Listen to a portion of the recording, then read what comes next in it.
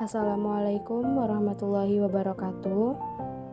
Di sini saya akan membahas materi tentang adaptasi makhluk hidup dan seleksi alam yang diampu oleh Bapak Ferdi Zulkarnain, MPD, sebagai dosen mata kuliah Konsep Dasar Ilmu Pengetahuan Alam.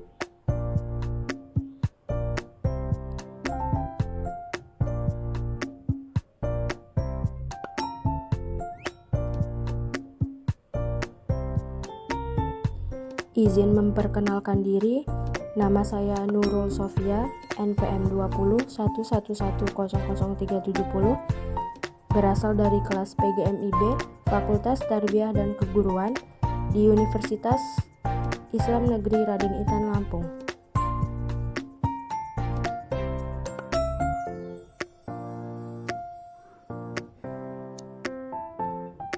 A. Adaptasi. Kemampuan tumbuhan dan hewan untuk menyelesaikan diri dengan kondisi lingkungan adalah suatu ciri khas yang memungkinkan untuk bertahan. Setiap spesies beradaptasi dengan mencari lingkungan yang cocok atau dengan mengalami modifikasi yang membuatnya lebih cocok dengan lingkungannya.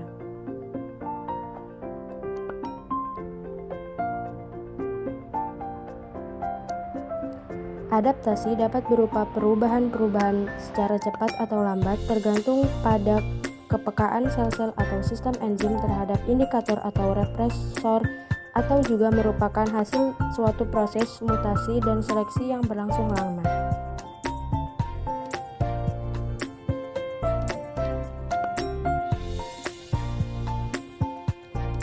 Adaptasi merupakan faktor pengarah dalam mekanisme evolusi. Kupu-kupu Biston Betularia carbonaria adalah contoh adaptasi morfologi terhadap lingkungan yang membuatnya lebih mampu dengan mengurangi kemungkinan dimakan oleh musuhnya.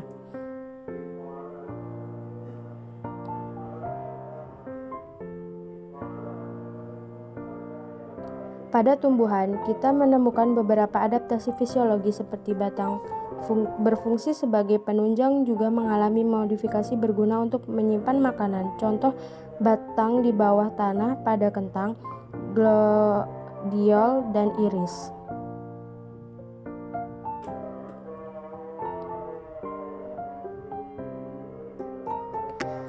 Tetapi beberapa daun Angiospermae berubah bentuk untuk fungsi lain, yaitu misal pada tanaman ercis, daun berupa selur fungsinya untuk menempel pada penunjangnya, tangkai daun yang tebal dan besar pada seledri untuk menyimpan makanan, daun pada daging di bawah tanah pada umbi lapis bawang.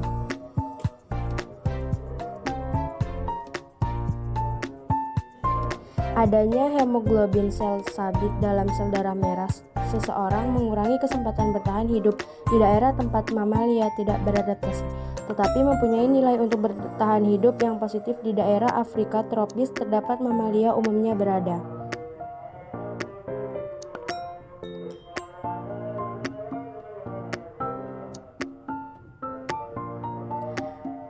B.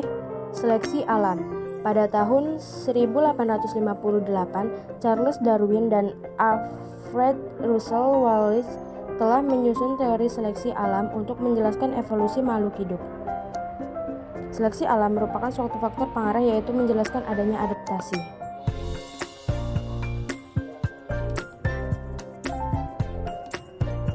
Yang pertama, dalam setiap spesies terdapat banyak penyimpanan yang menurun. Kedua, memandang dalam suatu spesies tidak hanya ada dua individu yang persis sama susunan genetiknya. Ketiga, proses reproduksi menghasilkan jumlah individu dalam setiap generasi lebih banyak daripada jumlah individu generasi sebelumnya.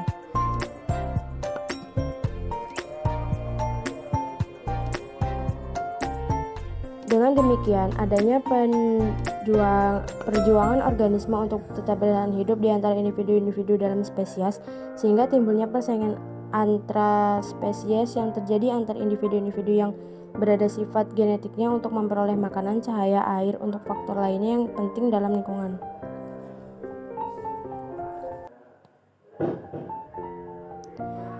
A. Kelangsungan hidup. Adaptasi makhluk hidup merupakan cara untuk dapat bertahan demi kelangsungan hidup organisme. Adaptasi dapat menyangkut perubahan dalam struktur tubuh, perubahan dalam fisiologi, perubahan dalam tingkah laku, atau perubahan semua sifat tersebut.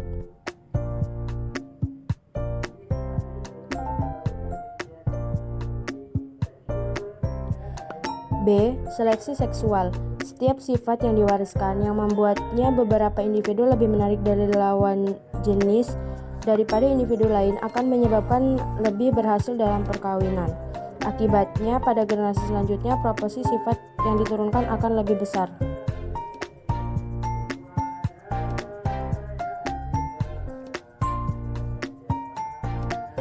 C. Ukuran keluarga. Setiap sifat yang menyebabkan hewan mempunyai keturunan dewasa dalam jumlah besar merupakan ukuran kemampuan. Dalam hal ukuran keluarga, individu yang paling mampu adalah mereka yang mempunyai keturunan besar.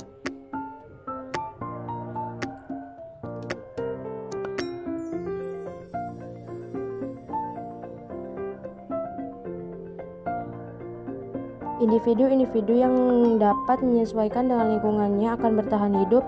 Contoh pada seleksi alam kupu-kupu Biston bertularia dalam hutan bersih, burung-burung memakan lebih banyak kupu-kupu berwarna gelap daripada berwarna cerah. Jadi populasi kupu-kupu berwarna gelap sangat jarang.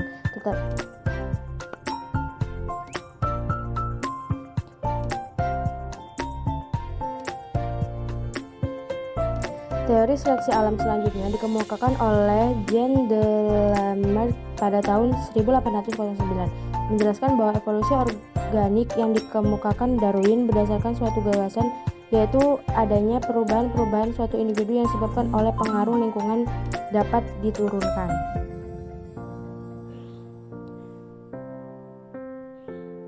Teori Darwin menolak gagasan Lamarck. Menurutnya bahwa penyimpanan adalah sifat dasar makhluk hidup yang terdapat banyak penyimpanan. Jadi moyang jerapah mungkin terdiri dari individu berleher panjang dan pendek.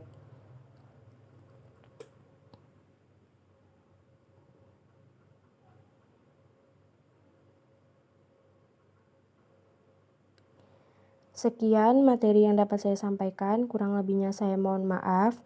Saya akhiri, wassalamualaikum warahmatullahi wabarakatuh.